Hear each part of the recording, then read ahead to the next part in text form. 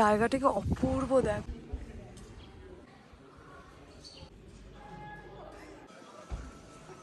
Hello, so এখন বাজে সকাল 9:30 আর আমি রেডি হচ্ছি। সুরিত গেছে বাইক আনতে, আজকে আমরা বাইক নিয়েছি রেন্টে, ওটা করে একটু সাইড সিন করবো। আর এখানের ওয়েদারটা খুবই বাজে পেয়েছি এবার এসে, তো 2-3 দিন ধরে বৃষ্টি পড়ছে। এখন সকালটা একটু সানি আছে ওয়েদার, তো এখন ভাবছি একটু সাইড সিনটা করে আসবো। আমি আর গেলাম না, সুরিতকে বললাম তুমিই যাও, কারণ আমার ভালো লাগছে না শরীর। ওকে বললাম তুমি বাইকটা নিয়ে আসো, আমি বাইক অব্দিও যেতে পারবো না। রাবার ব্যান্ডটা কোথায় রাখলাম? চুল তো ছেড়ে রাখতে পারবো না, কারণ বাইকে যাবো আর হেলমেটও পরবো।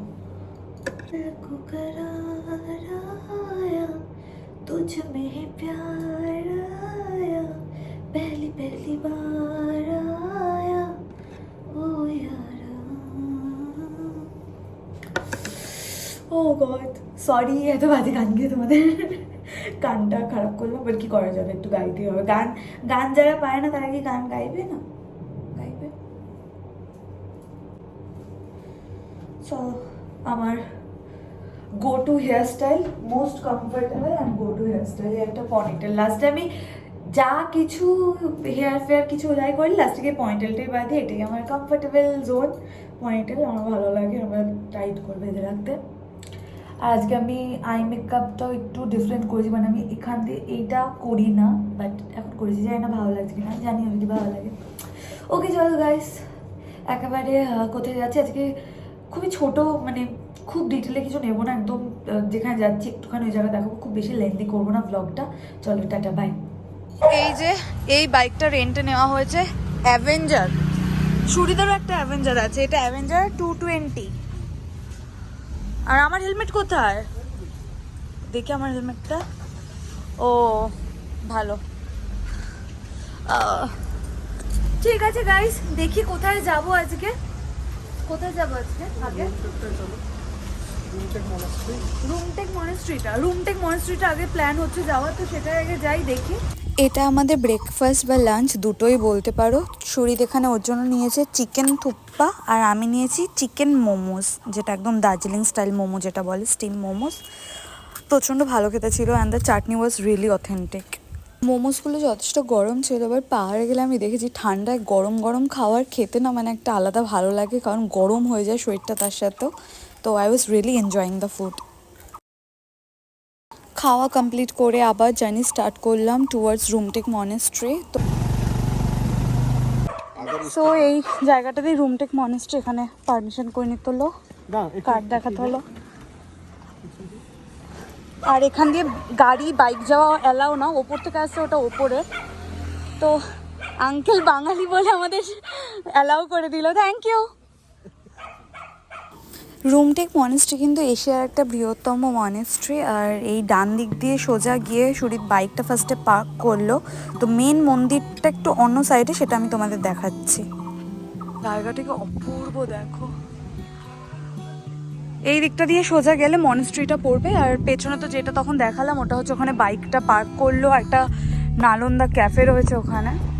তো এই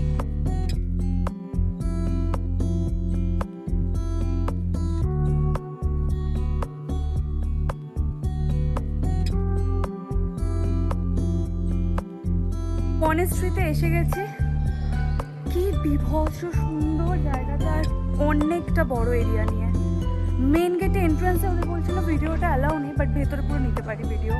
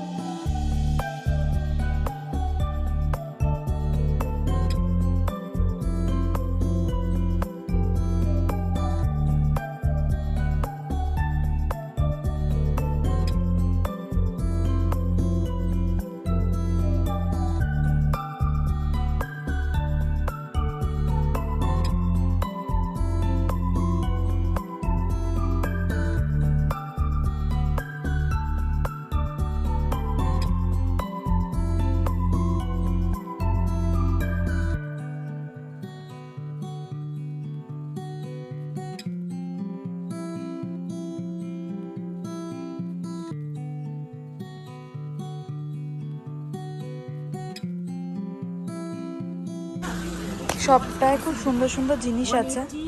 আপনার 220